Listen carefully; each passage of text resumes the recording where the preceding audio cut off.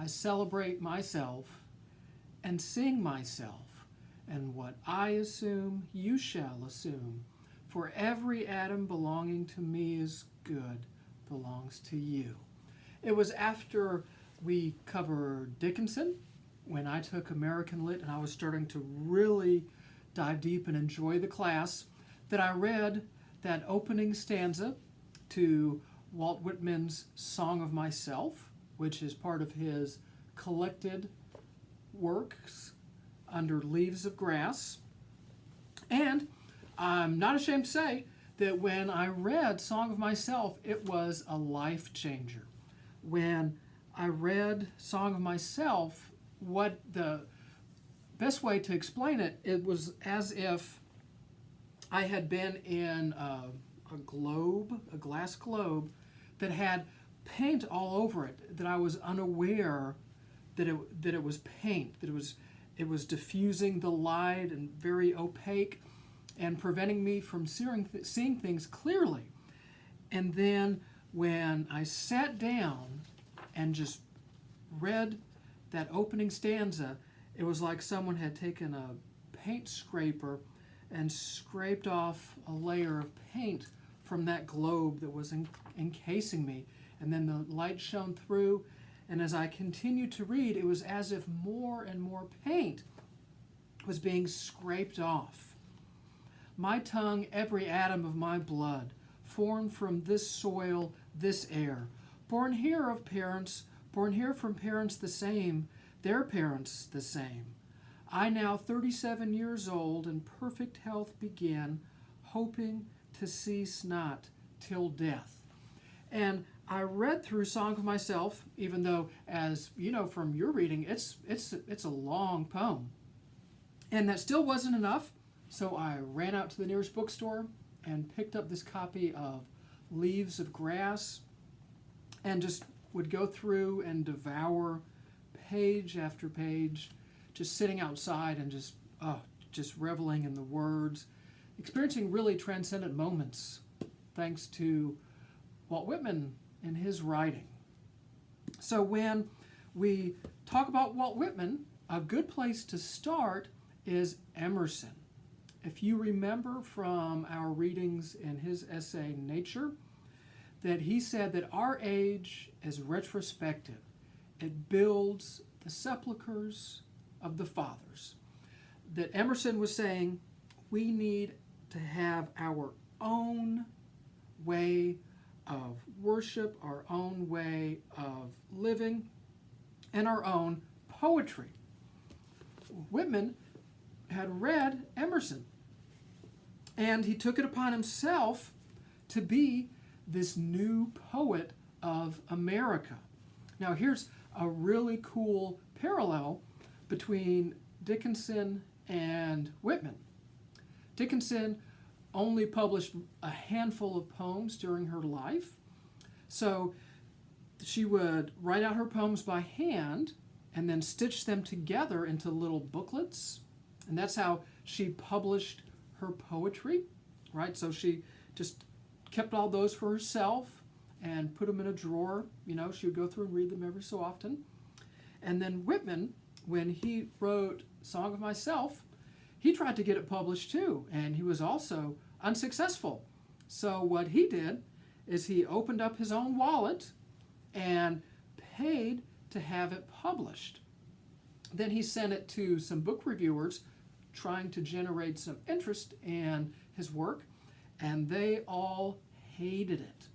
Many of them labeled it as obscene for its erotic passages. Others said that it was not poetry because it wasn't following the rules, that you can't write like this. So then Whitman sent a copy to Emerson, and then Emerson wrote back to Whitman and basically said, this is what I was talking about. You are the poet for America.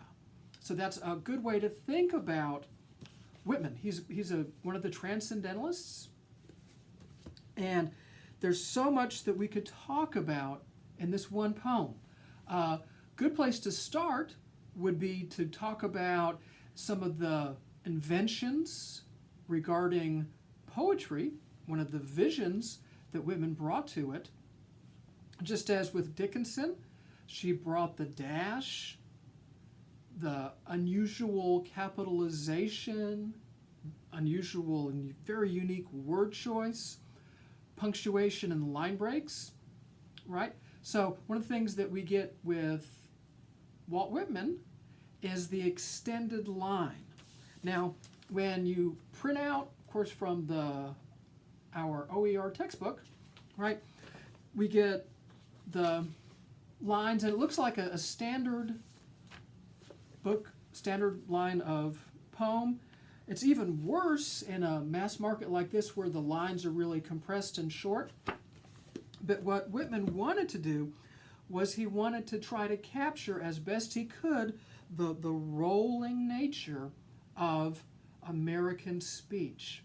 He wanted to capture, put onto the page how people spoke, to try to capture the sound of it on the page. So what I've done behind me is I've tinkered with the font so you can see the line breaks, how Whitman had wanted them to be. Okay, so I'm still here, everybody. Now, this is just to indicate I've gone in and copy pasted and then adjusted the font, but so you can really see that this was the intent of Whitman. He didn't want, just like with all the other poems that we've been working with, he didn't want to have the standard line break like here after the comma and then start the line with and. He didn't want that. He wanted to have an extended line. Look how long these are. Wow, y'all.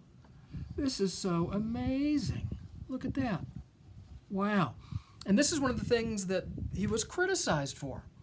And, you know, Whitman's response is a lot what Emerson said, is that, well, why should we be bound by the rules and the muses of, you know, an art form that we can adapt and make our own? And this is what Whitman is doing. Another thing regarding the poetry, the great vision that Whitman had, was today what we call a catalog. He goes through in Song of Myself and has these really extended lists that seem to go on and on. And the great way to approach this is to read this poem aloud. You can really pick up with the ear a lot of the qualities of Song of Myself that are simply lost with silent reading. So this is an example from the 43rd section. Song of Myself is broken into sections that are numbered, right? And inside of each numbered section, then there's stanzas. And of course, the stanzas into lines. So there's all that to keep in track of. But this is an example. This is from the 43rd section of Song of Myself. We can hear this repetition, this cataloging. It's almost like the waves breaking on a shore of the beach, just washing and washing. Nor the young woman who died and was put by his side, nor the little child that peeped in at the door and then drew back and was never seen again, nor the old man who has lived without purpose and feels it with bitterness worse than gall, nor him in the poorhouse tuberculed by rum and the bad disorder, nor the numberless slaughtered and wrecked, nor the brutish kubu called the ordure of humanity, nor the sacks merely floating with open mouths for food to slip in, nor anything in the earth or down in the oldest graves of the earth, nor anything in the myriads of spheres, nor the myriads of myriads that inhabit them, nor the present, nor the least wisp that is known. It's just that repetition, those long lines going out and listing again and again and again, establishing a catalog. And it's because of this that Whitman was able to do something that no one had ever thought to be possible, is that he's able to go in and capture America. And you'll probably notice that as we go through and you read Song of Myself, it's like Whitman is a balloon or some type of cloud that's just passing over America and just capturing it and recording it. and putting it into Song of Myself, this great poem of America. I hear bravas of birds, bustle of growing wheat, gossip of flames, clack of sticks, cooking my meals. I hear the sound I love, the sound of the human voice. I hear all sounds running together, combined, fused, or following. Sounds of the city and sounds out of the city. Sounds of the day and night. Talkative young ones to those that like them, the loud laugh of work people at their meals.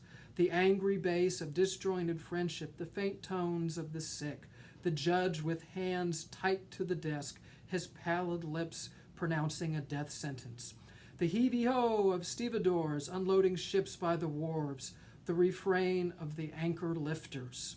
The ring of alarm bells, the cry of fire, the whir of swift-streaking engines and hose carts with premonitory tinkles and colored lights, the steam whistle, the solid roll of the train of approaching cars, the slow march played at the head of the association marching two and two. They go to guard some corpse.